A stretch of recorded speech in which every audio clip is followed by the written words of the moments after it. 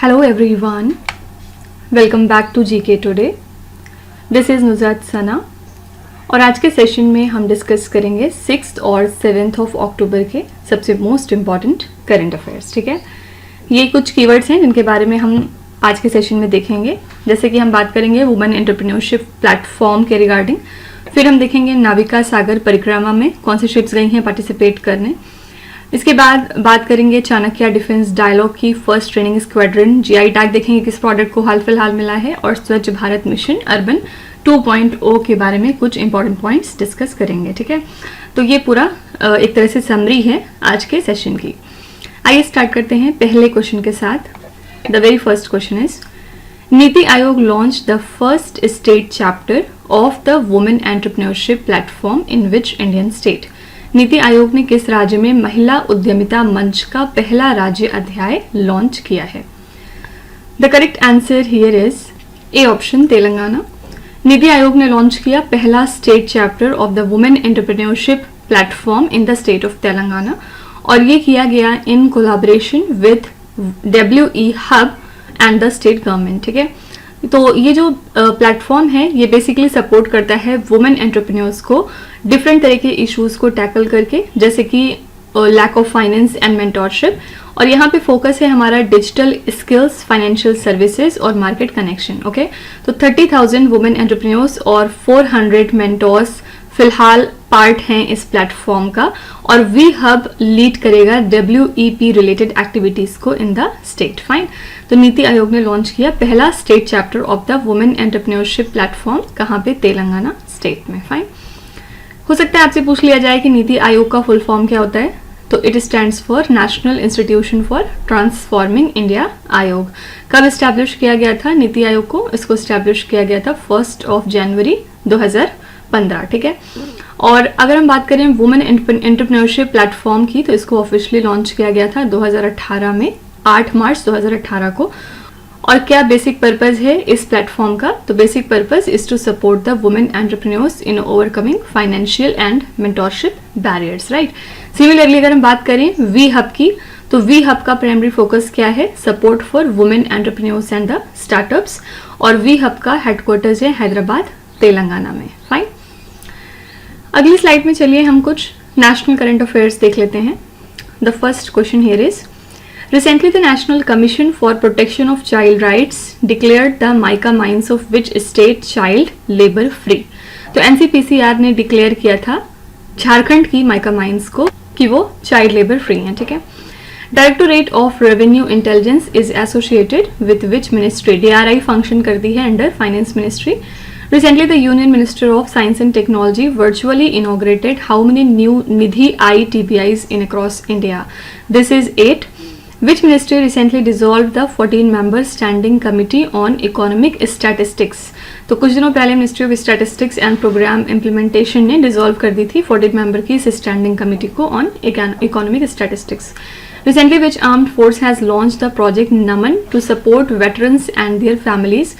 Veterans और उनकी families को सपोर्ट करने के लिए प्रोजेक्ट नमन को लॉन्च किया था इंडियन आर्मी ने. ये सारे क्वेश्चंस हमने पिछले महीने में डिस्कस किए थे, अगर आपको याद हो.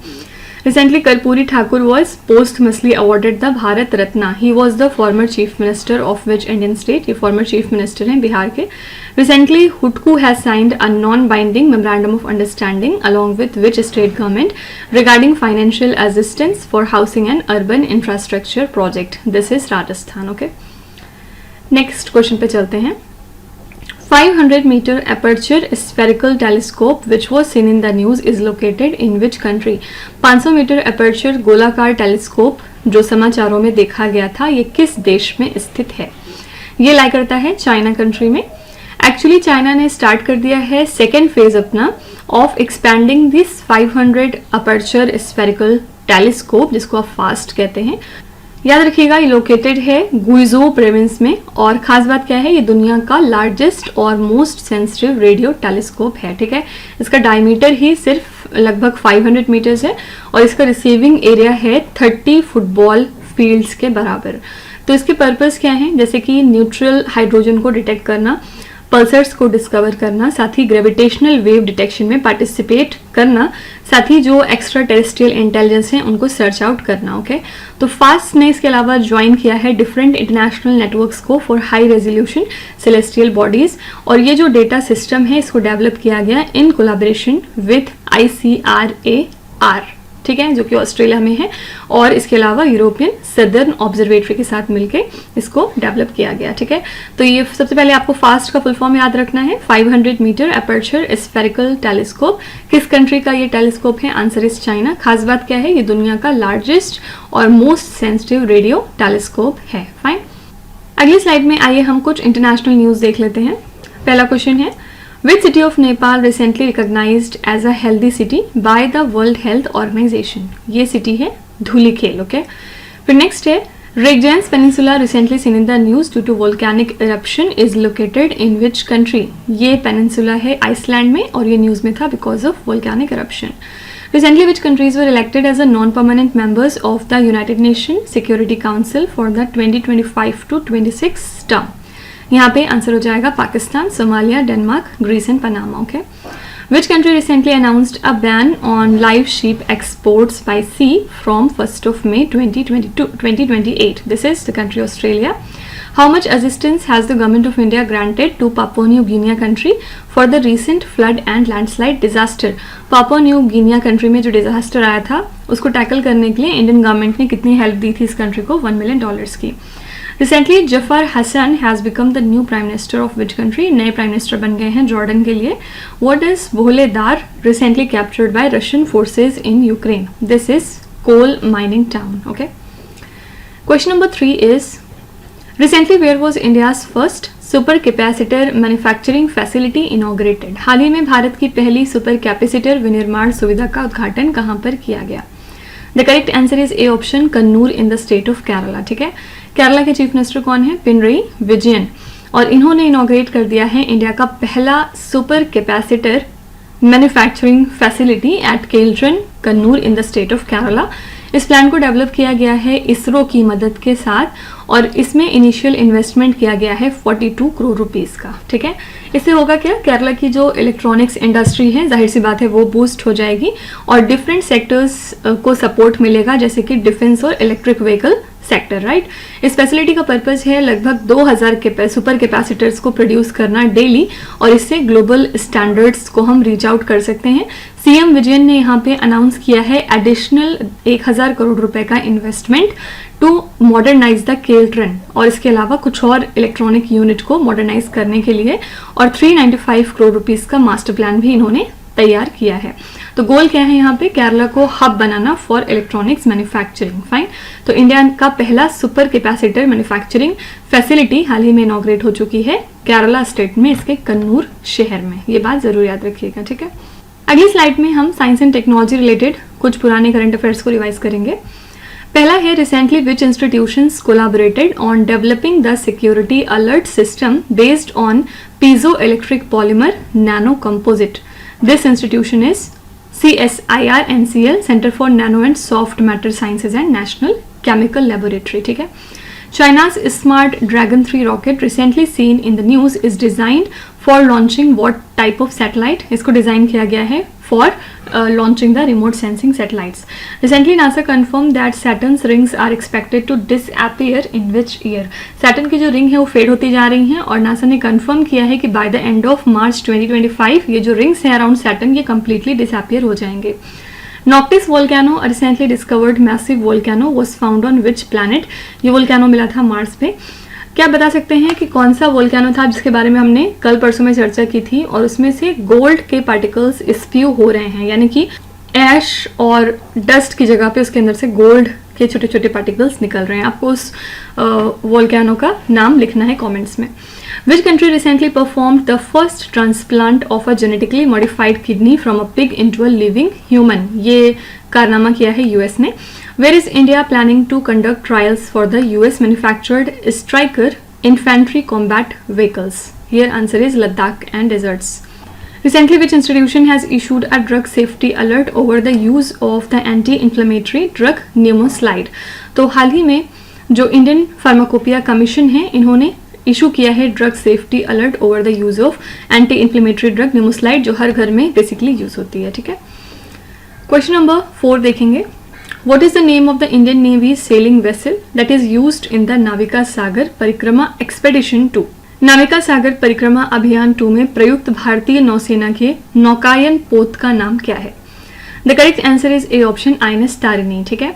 तो Indian navy sailing vessel Tarini sail कर रही है फॉर द नाविका सागर परिक्रमा 2 और इसको फ्लैग ऑफ किया गया by the chief of naval staff admiral Dinesh के त्रिपाठी। कब किया गया? 2 अक्टूबर 2024 को, ठीक है। तो ये फर्स्ट ग्लोबल सर्कम नेविगेशन है by the Indian women in double handed mode, जहां पे इंडिया की मैरीटाइम स्ट्रेंथ को शोकेस किया जाएगा, साथ ही हमारा कमिटमेंट दिखाया जाएगा to the women empowerment, okay.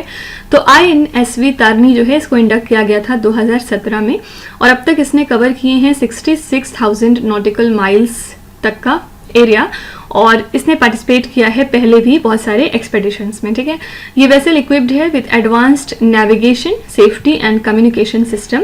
यहाँ पे ऑफिसर्स को ट्रेन किया गया है 3 सालों तक लगभग और इनको गाइडेंस दी है कमांडर अभिलाष टॉमी ने, ये रिटायर्ड हैं, और इनको इस तरह से प्रिपेयर किया गया है कि जो भी चैलेंजिंग वॉयज आए वो इनको टैकल कर सकें, ठीक है। तो याद रखिएगा INSV तारिणी को यूज किया गया है द नाविका सागर परिक्रमा एक्सपेडिशन 2। बहुत इंपॉर्टेंट क्वेश्चन है एक्चुअली, ठीक है। अगली स्लाइड में आइए हम देखते हैं कुछ important defence related current affairs. पहला क्वेश्चन है, what type of missile system is the javelin recently seen in the news? Javelin किस तरह की मिसाइल है? ये man portable anti tank guided missile है। Which organisation successfully delivered the first Akash Teer air defence system to the Indian army? This is Bharat electronics limited, BEL। What is the primary objective of KAMAZ 53949 typhoon के vehicle recently seen in the news? इसका objective क्या है? Safe transportation of troops and military cargo in mine risk areas. जो भी हमारे mine risk areas है वहां पे ट्रूप्स और मिलिट्री कार्गो का सेफ ट्रांसपोर्टेशन किया जाए। INS Malpe INS Mulki belongs to which type of class? ये क्वेश्चन बहुत बार हम ऑलरेडी कर चुके हैं, आंसर है Mahe class. What is the main objective of defence acquisition council recently seen in the news? Defence acquisition council का पर्पस क्या है?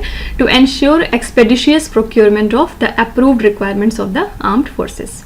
Who has been appointed as the Director General of Naval Operations in the Indian Navy? DG बन गए हैं naval operations में vice admiral AN Pramod.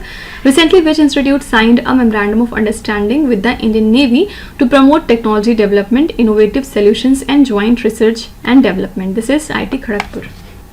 Okay, moving to next question. Recently, who received the Kalaiya Krishnamurthy National Award for research work on gummy stem blight on in bottle gourd?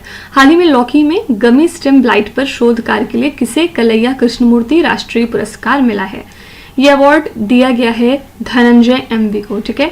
ये एक principal scientist हैं at the Indian institute of horticultural research और यहाँ पे इन्होंने receive किया है Kalaiya Krishnamurthy national award को इनके सिग्निफिकेंट कॉन्ट्रीब्यूशंस के लिए, जहाँ पे इन्होंने डेवलप किया गमी स्टेम ब्लाइट रेजिस्टेंट वेराइटी को लौकी की, ठीक है। तो ये रिकॉग्निशन हाईलाइट करता है कि क्या इंपॉर्टेंस है एग्रीकल्चरल रिसर्च की हमारे क्रॉप रेजिलियंस और प्रोडक्टिविटी को इन्हांस करने में, जो कि बहुत ज़रूरी है इंडिया के एग्रीकल्चरल डेवलपमेंट के लिए। इस अवार्ड को प्रेजेंट किया गया during the university of agricultural sciences Bangalore foundation day celebration, जहाँ पे इस बात पे फोकस किया गया कि क्या साइंटिफिक एडवांसमेंट की ज़रूरत है इन एग्रीकल्चरल सेक्टर, ठीक है। याद रखिएगा धनंजय MV को ऑनर किया गया है with the Kalaiah Krishnamurthy national award. Fine. Indian institute of horticultural research के बारे में बात करें तो कौन से सिटी में ये लोकेटेड है? आंसर है बेंगलुरु। और कौन सी मिनिस्ट्री ओवरसी करती है Indian institute of horticultural research को? So that is ministry of agriculture and farmers welfare, okay. अगली स्लाइड में हम देखेंगे कुछ इंपॉर्टेंट अवार्ड्स एंड ऑनर्स के regarding questions. Who won the Abel Prize 2024, sometimes called as Nobel Prize of Mathematics? ये question कल भी किया था हमने। एबल प्राइज मैथमेटिक्स के सेगमेंट में दिया जाता है और 2024 में इसके लिए विनर थे मिशेल तलाग्रैंड।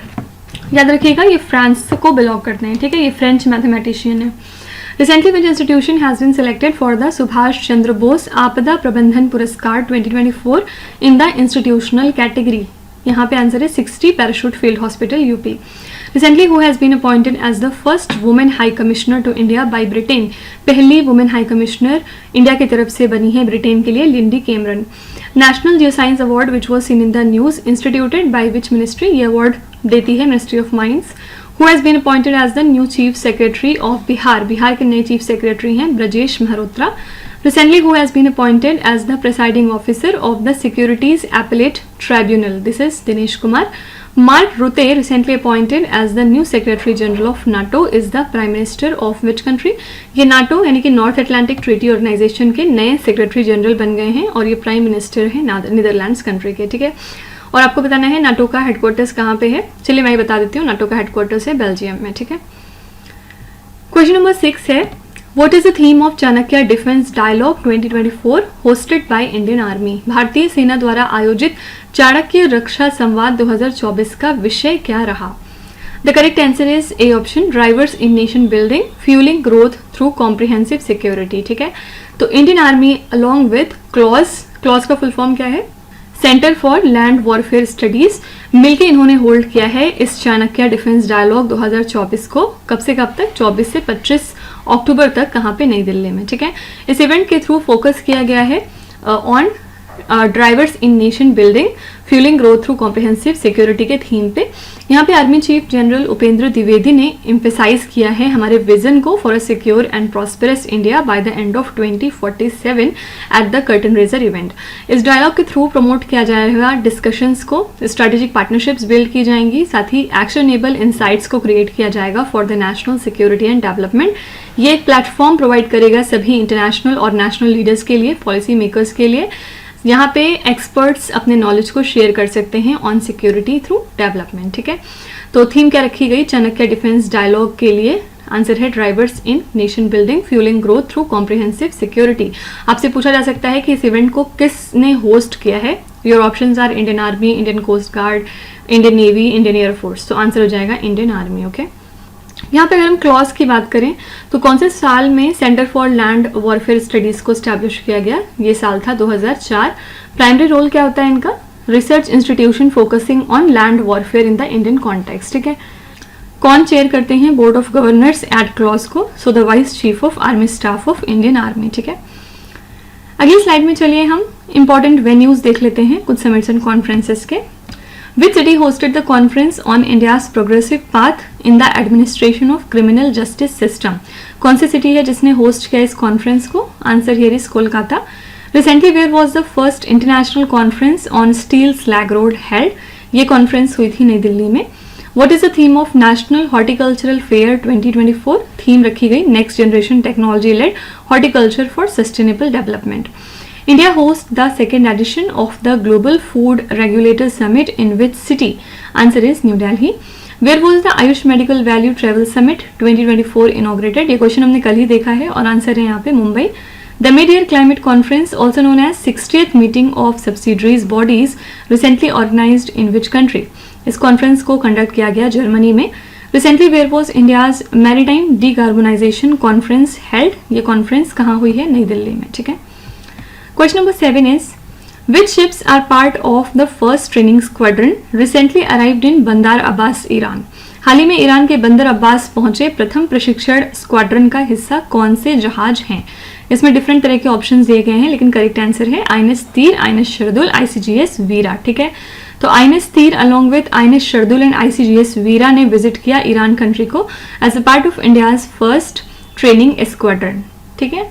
और इस डिप्लॉयमेंट का पर्पस क्या था? मैरीटाइम सिक्योरिटी और कोऑपरेशन को इन्हांस करना between Indian navy and Iranian navy, okay.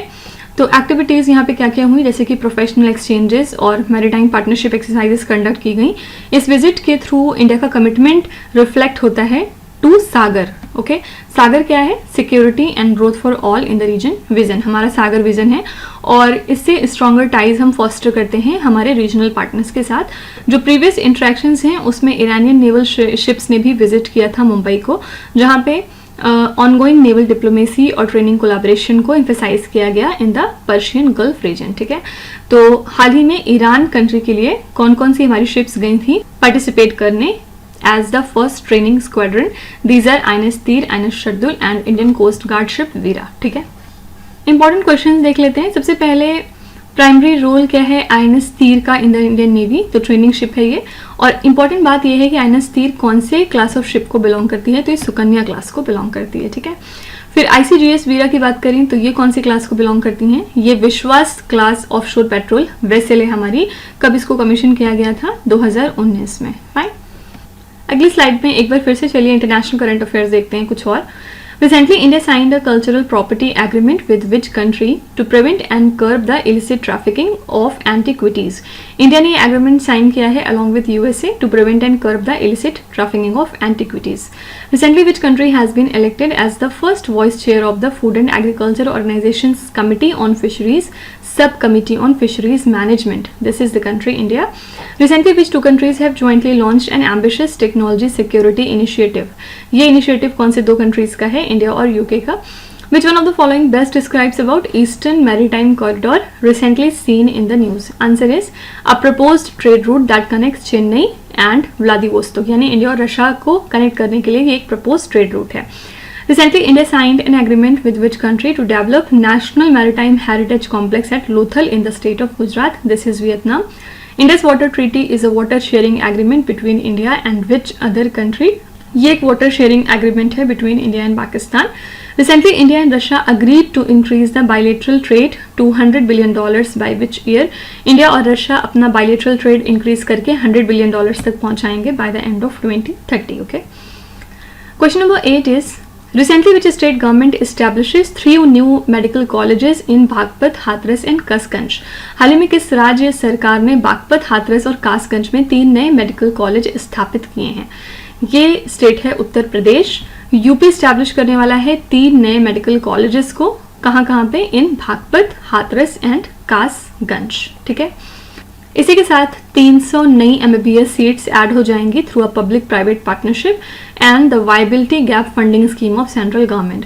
ये एक्सपेंशन पार्ट है हमारे ब्रॉडर एफर्ट का, जिसमें कि मेडिकल इंफ्रास्ट्रक्चर को इन्हांस किया जा रहा है इन द स्टेट, जिससे कि जो total number of medical colleges हैं वो बढ़ के कितनी हो जाएंगी? 39 थी 2017 में, और अब ये बढ़ के 78 हो जाएंगी।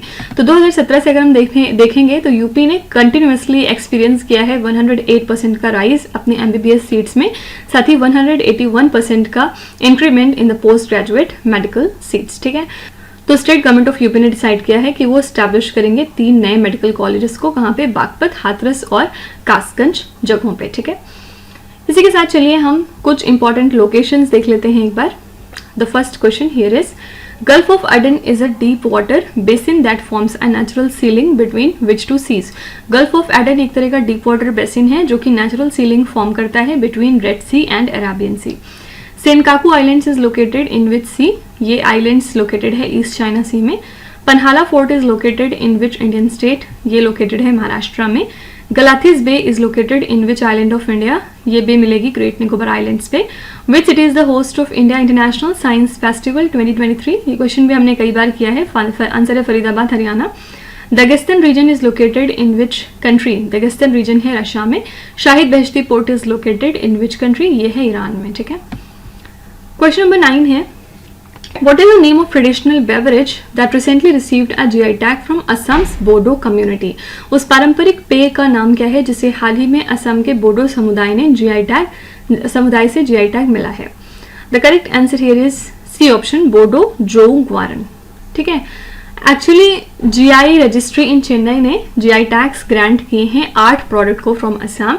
उसमें से एक प्रोडक्ट है बोडो जोऊ ग्वारन. ठीक है, ये एक राइस बियर वेरिएंट है जिसमें कि 16.11% का अल्कोहल मिला होता है, और साथ ही बोडो नाफम को भी मिला है जो कि एक फर्मेंटेड फिश डिश है. ठीक है, तो बोडो कम्युनिटी बेसिकली इनके पास रिच ट्रेडिशन है ब्रूइंग और राइस बियर को कंज्यूम करने का, जहाँ पे इनका मानना है कि ओरिजिनेट हुआ था फ्रॉम लॉर्ड शिवा. ठीक है, तो याद रखिएगा ट्रेडिशनल बेवरेज है बोडो जोऊ ग्वारन, जिसको हाल ही में GI टैग मिला है फ्रॉम असम की बोडो कम्युनिटी. ठीक है, अगली स्लाइड में चलिए environment and biodiversity related current affairs देख लेते हैं.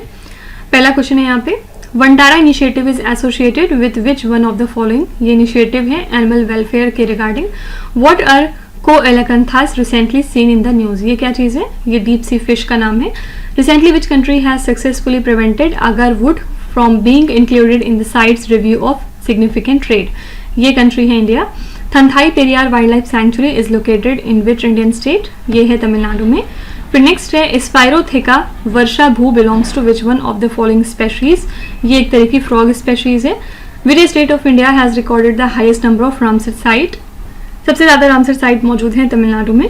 Which organization developed the National Biodiversity Strategy and Action Plans Tracker to make biodiversity policies accessible? This organization is WWF, World Wildlife Fund for Nature. Okay. Last question देखेंगे. Swachh Bharat Mission Urban 2.0 recently seen in the news aims to clear legacy landfills by which year? हाल ही में समाचारों में देखा गया स्वच्छ Bharat mission शहरी 2.0 का लक्ष्य किस वर्ष तक पुराने लैंडफिल को साफ करना है?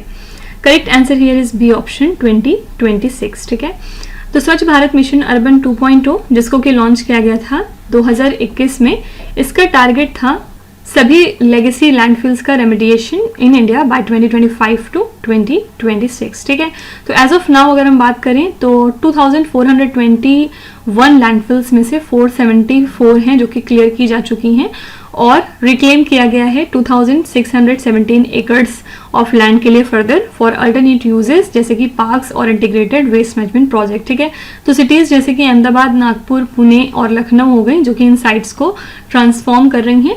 यहाँ पे मिशन का इम्पैक्ट शोकेस होता है on the urban development and environmental sustainability. ठीक है, तो स्वच्छ भारत मिशन अर्बन 2.0 का एम है पुराने लैंडफिल्स को साफ करना बाय द एंड ऑफ 2026. ठीक है, स्वच्छ भारत मिशन अर्बन 2.0 किसने लॉन्च किया था? ऑब्वियसली नरेंद्र मोदी ने. कौन सी इंडिया की सिटी है जो कि फर्स्ट है जिसको डिक्लेयर किया गया था open defecation free under the Swachh Bharat mission? This is the Indore city of Madhya Pradesh. ठीक है, और स्वच्छ भारत मिशन को इनिशियली कब लॉन्च किया गया था? आंसर है 2014. ओके, अगली स्लाइड में आइए हम कुछ गवर्नमेंट स्कीम्स देख लेते हैं लास्ट में. The first question here is Mukhyamantri school Ratan Yojana is launch by which state government? इसको लॉन्च किया था छत्तीसगढ़ की सरकार ने. What is the primary objective of PM वानी scheme recently seen in the news? PM वानी स्कीम का ऑब्जेक्टिव है to provide affordable and high speed internet connectivity to the rural and remote areas.